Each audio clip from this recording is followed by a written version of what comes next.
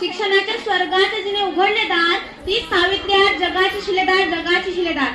Good morning everyone. I am Harshada Wale from 7th class. Today I tell you information about Savitribai Phule. Savitribai Jyotirao Phule या सातारा जिल्ह्यातील खंडाळा तालुक्यातील नायगावच्या खंडोजी नावाच्या पाटलांच्या कन्या होत्या. वयाच्या 9व्या वर्षी त्यांचा विवाह ज्योतिराव फुले यांच्याशी झाला. हळूहळू त्यांना कळू लागले की त्यांचा विवाह ज्यांच्याशी झाला हे केवळ सामान्य पुरुष नव्हे तर लाखो करोडोंना जगण्याची ऊर्जा देणारे क्रांती सूर्य आहेत. शनिवार दिनांक 1 जानेवारी 1848 ला पुण्यातील भिडेवाडा येथे त्यांनी पहिली शाळा सुरू केली.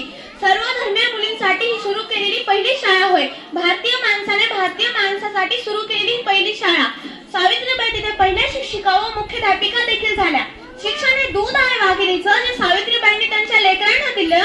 शेळपणासारखं जगलं तर त्याचं काम तमाम होतं व वाघासारखं जगलं तर त्याचं नाम होतं. कार्य खड्डर होतं, जोखमीचं होतं, पण शिवरायांच्या मावळ प्रांतातील मावळ्यांचे ते वंशज होते.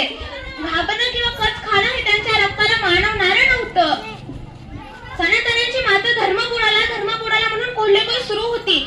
सर्वसामान्य माणसाने शिक्षण घेतल्याने कसा का धर्म बुडतो यांचा? इतका तकलाद असू शकतो का धर्म? धर्म माणसासाठी असतो की माणूस धर्मासाठी हे समजत नव्हते.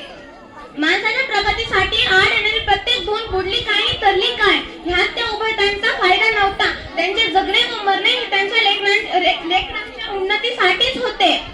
यात चीज होते, हानी होती, अपमान होता, पण उद्याचे सूर्य घडवण्यासाठी त्यांचा तो संसार होता. यातच ते बांधले गेले होते. समाजाला जिने दिली ज्ञानाची सावली,